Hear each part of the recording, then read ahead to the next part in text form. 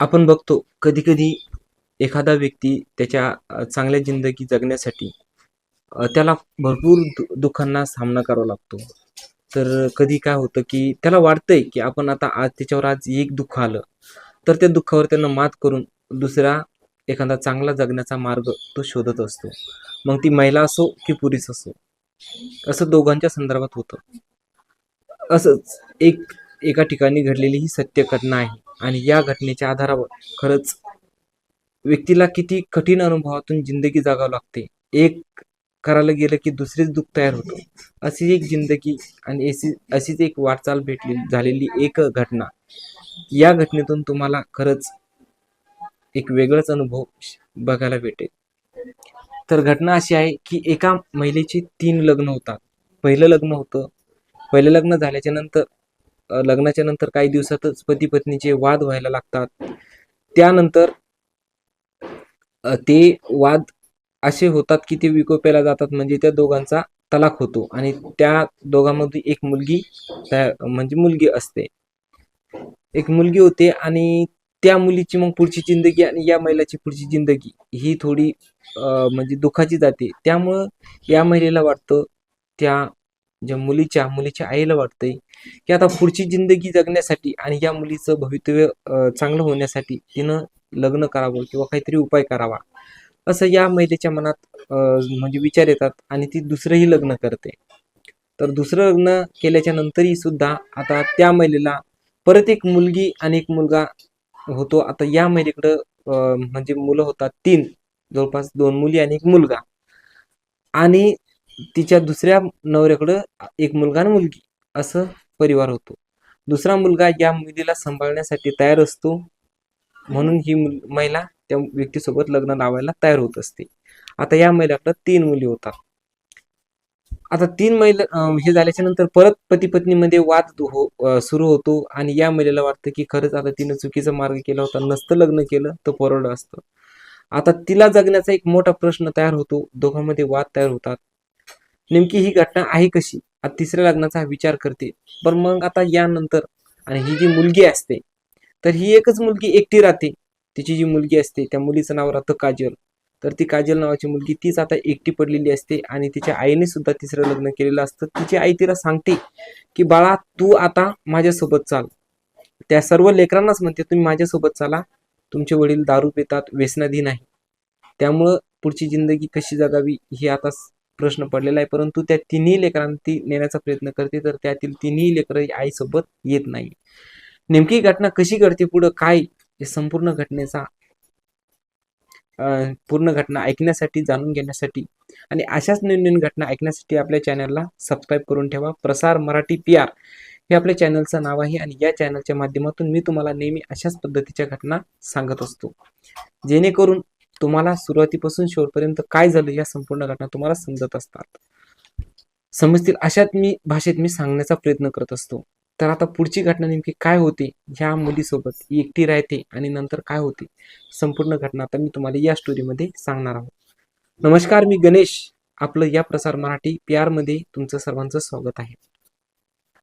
ही जी घटना आहे ही लखनौ मध्ये, जी उत्तर प्रदेश आहे आणि उत्तर प्रदेशमधील जो उपराजधानी म्हणून आहे लखनौ, या लखनौ जिल्ह्यामधील ही घडलेली घटना आहे. एका महिलेचं लग्न, आता तुम्हाला मी संपूर्ण स्टोरी याच्या अगोदर जे काही स्टोरीचा भाग आहे, हिस्सा आहे, तो तुम्हाला सांगितलाय. ज्यावेळेस आता या महिलेचं तिसरं लग्न होतं, त्यावेळेस ही महिलेचं नाव आहे सुनीता आणि ही महिला आता तिसऱ्या पतीसंग म्हणजे लग्न लावते. आता लग्न लावल्याच्या नंतर ही तर अगोदरच तिच्या तिन्ही लेकरांना म्हणलेली असते, मुलीला 2 मुली आणि एक मुलगा यांना म्हटलेली असते की तिच्यासोबत चला. परंतु हे लेकरं जाण्याला तयार नाही. आता त्यानंतर या महिलेचं जो पती आहे, दुसरा पती, याने सुद्धा तिसरं लग्न म्हणजे दुसरं लग्न केलेले असते आणि या सुनीताचं तिसरं लग्न झालेलं असतं. तोही दुसरं लग्न करतो आणि लग्न केल्याच्या नंतर आता ही जी सुनीताची पहिल्या घरची एक मुलगी काजल आणि हिला झालेला दुसऱ्या घरचा एक मुलगा आणि मुलगी, हे तिघही लेकराचा आता प्रश्न करतो. पण हे तिघही लेकरं आता कुठं राहतात, हे तिन्ही 2 मुली आणि एक मुलगा हा या सुनीताच्या दुसऱ्या घरचे जे म्हणजे सासू सासरे आहेत यांच्याकडे हे राहतात. सासू सासऱ्यांना वाटतं की आता काय करावं, पण सासू सासरे यांना या मुलांना खचू देत नाही. परंतु विषय असा येऊन जातो या एकट्या मुलीचा. आता या एकट्या मुलीचं जे आडनाव आहे ते वेगळं पडलेलं असतं. जरीही या वेगळ्या मुलीचं आडनाव म्हणजे सेपरेट झालेलं असतं, परंतु या मुलीच्या दुसऱ्या वडिलांना नाव जोडण्याचा प्रयत्न करतात, परंतु सुनीता म्हणते की तुम्हाला जसं वाटेल तसं. म्हणून या मुलीचं दुसऱ्या वडिलाचं नाव जोडलं जातं, काजोल, आणि तिच्या वडिलाचं नाव आणि तिचंच आडनाव असं जोडलं जातं. पहिलं हे आडनाव मिटून टाकलं जातं. मग आता याची नोंद होते, दप्तरी नोंद लागून जाते. परंतु ही जी घटना असते ही तिच्या आजीला, म्हणजे जी उत्तर प्रदेशमधील लखनौ मधील जे आजी आजोबा आहेत, दुसरे दुसरे तिचे वडील आहेत, त्या वडिलाचे आई बाबा जे आहेत, यांना माहिती असतं की ही जी मुलगी आहे ही दुसऱ्या घरातली आहे म्हणून. त्यामुळे ही लोक सुद्धा या मुलीला एक वेगळीच म्हणजे या लोकांच्या अर्थात या आजोबाच्या मनामध्ये दुसरी भावना या मुली संदर्भात भरलेली असते. या आजोबाचे जे सख्खे नातवंड आहेत, मुलगा आणि मुलगी, तर यांना आणि या मुलींना थोडं वेगळं वळण लागलेलं असतं व वेगळ्या पद्धतीने हे सांभाळत असतात. आता काय होतं, असं जवळपास भरपूर दिवस चालतं. भरपूर दिवस चालल्याच्या नंतर या मुलीचं जे वय आहे ते जवळपास 14 वर्ष होऊन जाते. 14-14.5 वर्षाची मुलगी होऊन जाते. या मुलीचं त्यावेळेस यांच्या घराण्यात येते, दुसऱ्या घराण्यात दुसरे वडील सोबत ज्यावेळेस लग्न होतं त्यावेळेस या मुलीचं वय जेमतेम 1 किंवा 2 वर्ष असन. म्हणजे या मुलीचा जो जन्म आहे तो 2003 मध्ये झालेला होता. आणि 2003 मध्ये हे पहिल्या घराण्यातली जी मुलगी होती तिचा 2003 मध्ये जन्म झालेला होता. या महिलेचे लग्न हे 2010 मध्ये दुसऱ्या पुरुषासंग, अर्थात या जी आज रोजी जी पहिली मुलगी आणि एक मुलगा मुलगी ज्या घरी राहतात यांच्याकडं 2010 साली, म्हणजे अर्थात सुनीताचं लग्न 2010 साली या व्यक्तीसोबत झालेलं होतं. हा जो काळ येतो हा 2016चा काळ येतो. 2003 आणि 2016, जर आपण 2016तून 2003 जर वजा केली तर जवळपास 13 वर्षच होऊन जातात. म्हणजे अर्थात ही जी काजल नावाची मुलगी ही 2016ला 13 वर्षाचीच असते आणि 2016-2017 या साली काजलची आई जी सुनीता आहे हिनं तिसरं लग्न केलेलं असतं आणि हिचे जे सुनीताचे जे दुसरा पती आहे तर यांनी सुद्धा त्याच वर्षी याचं दुसरं लग्न झालेलं असतं. 2016 पासून आता ही मुलगी आणि सुनीताची दुसऱ्या घराण्यातली एक मुलगा मुलगी हे आजोबाकडे राहतात. जवळपास याला 6 महिने होतात. बरोबर 2016 जून 2016 ही घटना होऊन जाते, जे की त्यांचं सेपरेशन होऊन जातं. मग आता सेपरेशन झाल्याच्या नंतर, अलग झाल्याच्या नंतर 2016 साली सुनीताचं लग्न तिसऱ्या संघ होऊन जातं आणि सुनीता तरी सांगते की काजलला की तू माझ्यासोबत चाल. परंतु काजल सांगते की आई, आता माझे बाबा मुंबईला आहेत, ते कुठं असतील सांगता येत नाही, मी तिकडे जाऊ शकत नाही.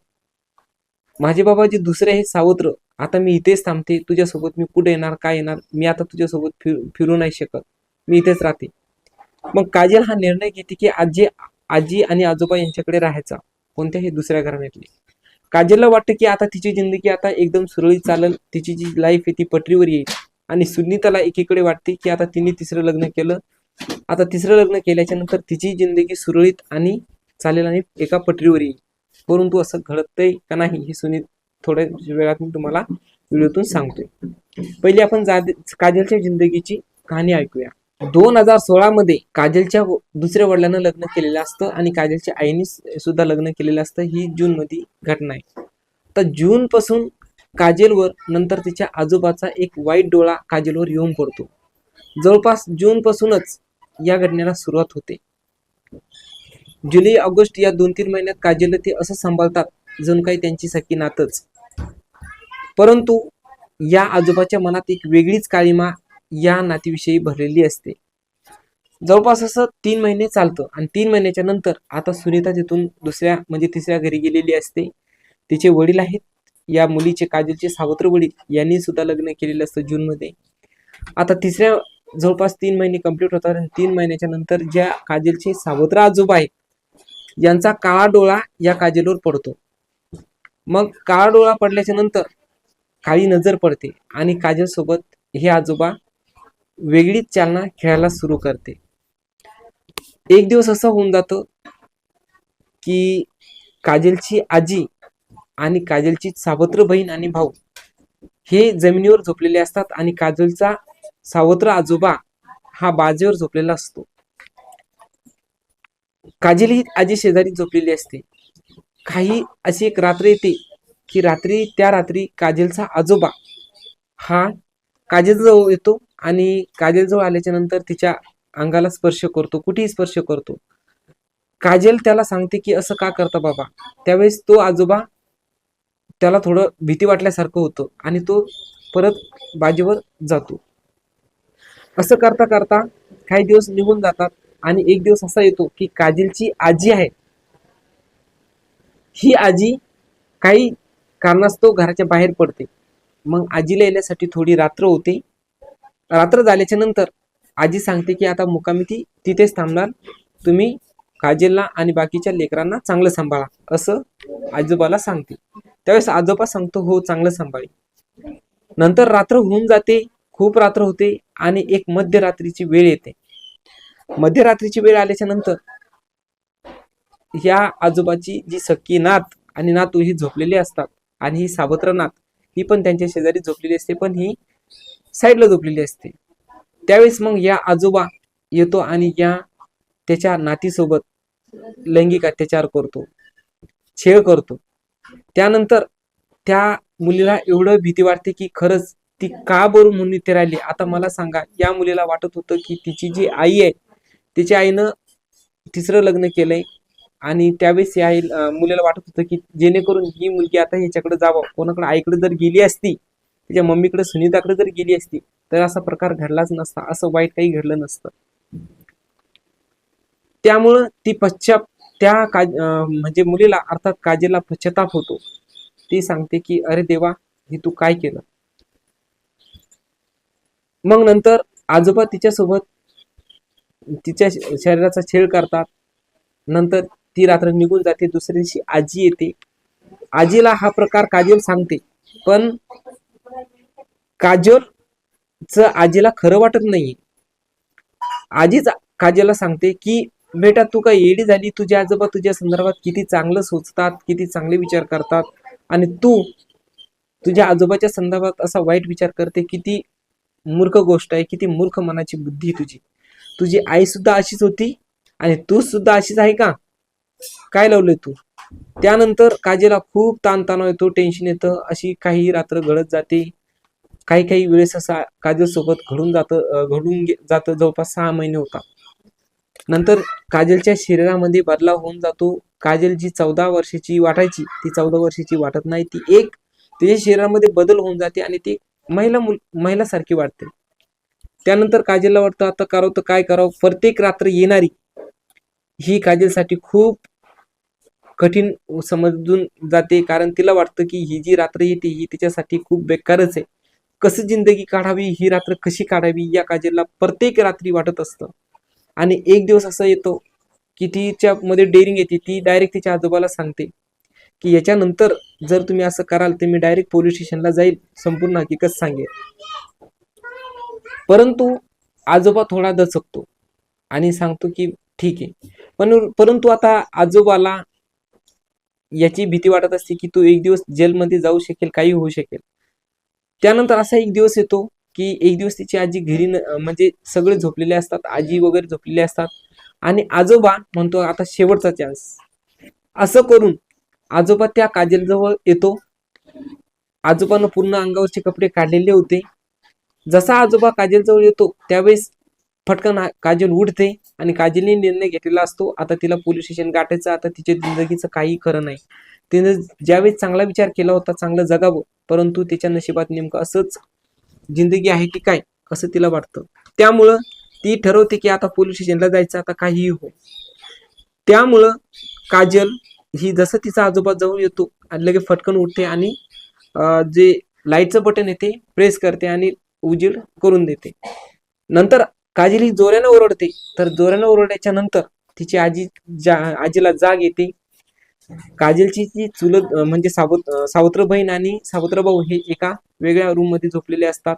तिथे आजी असते, परंतु त्याच रूम मधून आजी फटकन बाहेर येते आणि बाहेर आल्याच्या नंतर बघते एक थोडासा पडदा टाकलेला असतो, रूम वगैरे काही नसते.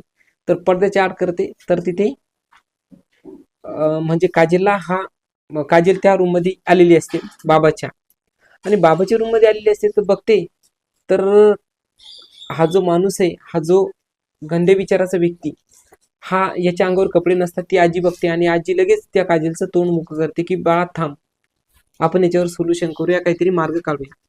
त्यावेळेस काजलला तिची आजी समजून सांगते, बाळा तू आता याच्यामध्ये काही आवाज करू नको, ही झाकली मूठ 1.25 लाखाची राहू दे, असं म्हणत म्हणत मग त्यावेळेस काजलची आजी त्या बाबाला झापते आणि काजलला थोडं मुक करते, थोडं थांबायला सांगते.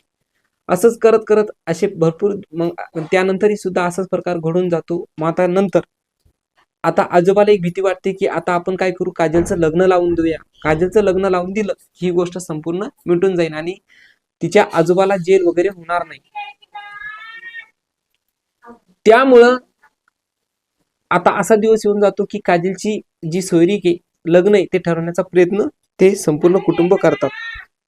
26 जून 2026 ही जी अगोदरची घटना तेव्हापासून घडलेली असते आतापर्यंत. आता काजलचं लग्न ठरलं जातं. काजलचं लग्न ठरवलं जातं आणि काजलच्या बरोबर हळदीच्या दिवशीच काजलला वाटतं की आता हे जाणून बुजून ज्या व्यक्तीसोबत असं वागू लागले, म्हणजे हा व्यक्ती हिच्यासोबत वागू लागलाय, परंतु याला ही गोष्ट काजलला पोलीस स्टेशनला सांगल्याशिवाय काजलचं मन शांत होत नाही. त्यामुळे हळदीचा एक दिवस येतो आणि त्याच दिवशी काजल ही पोलीस स्टेशनला येऊन जाते. पोलीस स्टेशनला आल्याच्या नंतर तिथे जे हेड असतात, हेड ऑफ डिपार्टमेंट म्हणजे पोलीस अधिकारी असतात, त्यांच्यासोबत ही काजल संपूर्ण हकीकत सांगून जाते.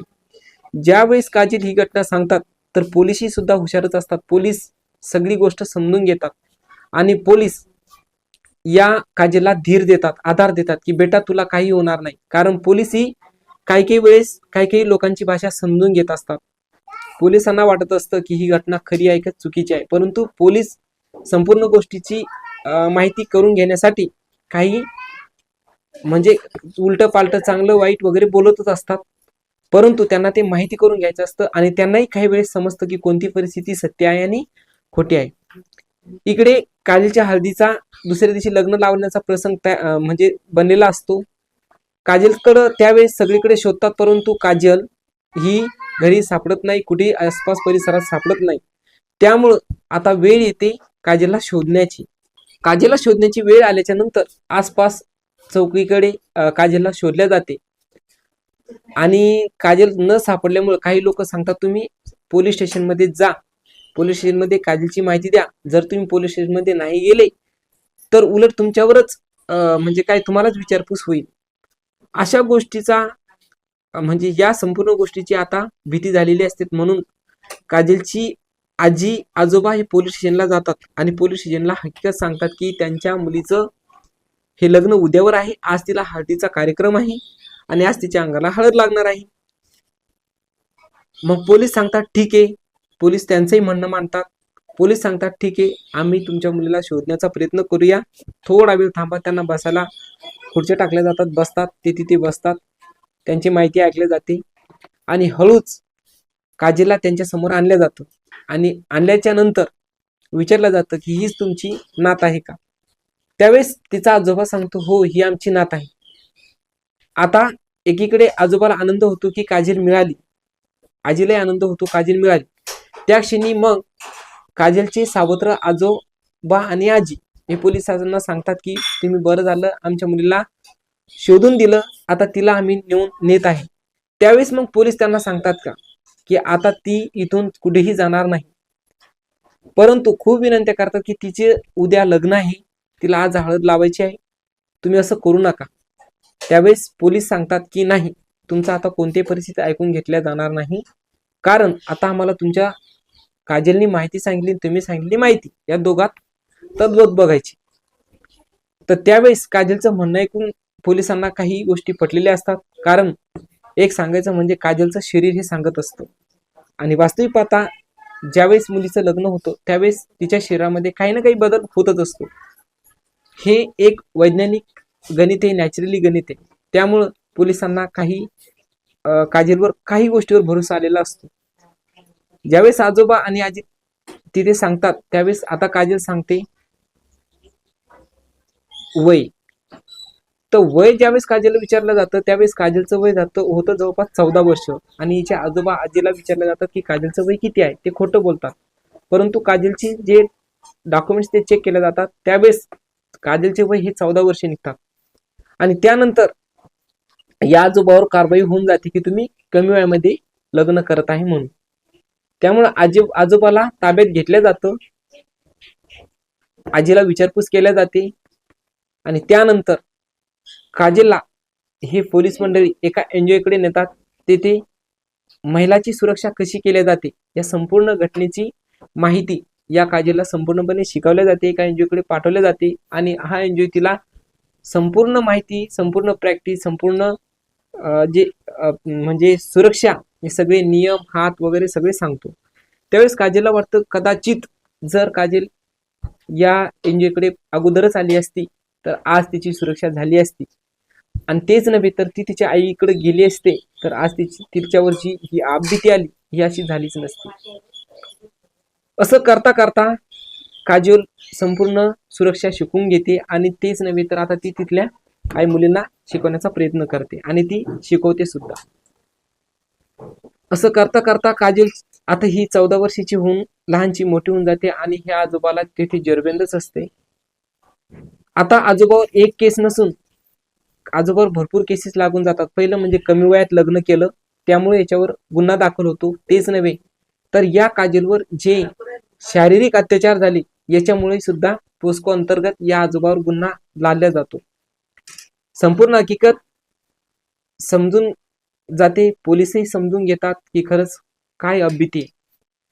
भावनाताईंनो, या घटनेतून मला कोणाचं मन दुखवायचं नाही, परंतु अशी घटना सांगण्याचं एकच तद्दमे एकच कारण की अशा काही घटना घडत असतात जेणेकरून आपण एक कुठेतरी विश्वास ठेवतो आणि त्या विश्वासाला एक तडा जाऊन जाते, एक भंग होते.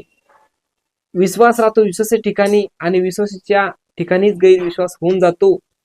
एका वेळेस असं होतं की एक व्यक्ती चांगला जिंदगी, ती महिला असो की पुरुष असो, एक चांगली लाईफ जगण्याचा प्रयत्न करते. लाईफ जगता जगता तिला खूप अडचणी येतात. त्या एक अडचण झाली की दुसरी अडचण तिला वाटते दुसऱ्या अडचणीतून आपण वेगळा मार्ग शोधूया, पहिली अडचण सॉल्व्ह झाली तर. परंतु कधी कधी नशीब पण असं असते की अडचणीवर अडचणी वाढत जातात आणि एक वेगळंच वळण त्या जीवनाला आलेलं असतं.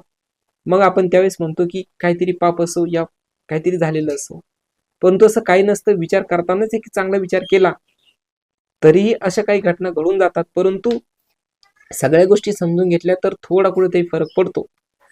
आज विचार करायला गेलं तर सुनीताचं जे पहिलं लग्न आहे त्याचं जर या सगळ्यांनी कारण शोधून घेतलं असतं, सुनीताच्या आई वडिलांनी अर्थात सुनीताच्या सासू सासऱ्यांनी जर हे कारण शोधून घेतलं असतं, एक बैठक बसवली असती, संपूर्ण गोष्ट सॉल्व्ह झाली असती त्याच वेळेस, तर सुनीताला दुसरं लग्न करण्याची गरज पडली नसती. बरं, आता दुसरं लग्न केलं. जर सुनीताचं दुसरं लग्न केलं आणि त्यावेळेस सुद्धा सुनीताच्या आई वडिलांनी, तेच नव्हे आता सुनीताचा दुसऱ्या लग्नाच्या वेळेस आई वडिलाचा विषय संपला होता, कारण सुनीताचं दुसरं लग्न हे सुनीताच्या मनानुसार लागलेलं होतं. परंतु इथे जर सुनीताच्या पतीने आणि तिच्या सासू सासऱ्यांनी एक सामान्य बैठक घेतली असती आणि त्या बैठकीत दोघांचे विचार मांडले असते तर कदाचित सुनीताला तिसरं लग्न करण्याचा विचार पडलाच नसता. आता इथेही दोघां नवरा बायकोचं पती पत्नीचं कोणीही भांडण समजून घेतलं नाही, यांना समजून सांगण्याला कोणीही आलं नाही. त्यामुळे सुनीताचं जे मार्ग आहे तो बदलला. सुनीताला तिसरं लग्न करावं लागलं. आता तिसऱ्या ठिकाणी सुनीता आज सुखी राहते. परंतु त्या तिसऱ्या लग्नामुळे सुनीताची जे पहिल्या लग्नाची पहिल्या पतीची जी मुलगी, त्या मुलीवर किती आपबीती मोठी येऊन गेली आणि किती मोठे संकट आलं. आज तिची जी मुलगी आहे ती मुलगी आज सुनीताकडेही नाही, सावत्र बापाकडेही नाही, सख्या वडिलाकडेही नाही. आज त्या काजलचं जिंदगी एक वेगळ्याच वळणावर आहे, एक डिस्टर्ब झालेला आहे. आता सांगा त्या काजलनं जगावं कसं, राहावं कसं? तर भावनाताईंनो, खरंच एक मुलीचं जीवन किती अधोगती जाऊ शकतं, किती बेकार जिंदगी जाऊ शकते. या ठिकाणी मुलगा असो किंवा मुलगी असो, प्रत्येक मुलगा असो किंवा मुलगी असो, तिला आईवडिलाचं एक संरक्षण असतं, एक आधार असतो. आणि इथे आईवडिलांनी संपूर्ण गोष्ट समजून घ्यायलाच पाहिजे. तुम्हाला काय वाटतंय जरूर तुम्ही कॉमेंटमध्ये सांगा. अशाच नवीन घटना ऐकण्यासाठी आपल्या चॅनलला सबस्क्राईब करून ठेवा, कारण एक तुम्हाला समजेल अशा भाषेत आणि चांगल्या स्पष्ट भाषेत तुम्हाला सांगण्याचा प्रयत्न करत असतो. जर व्हिडिओ आवडला तर लाईक करा, शेअर करा, सबस्क्राईब करा.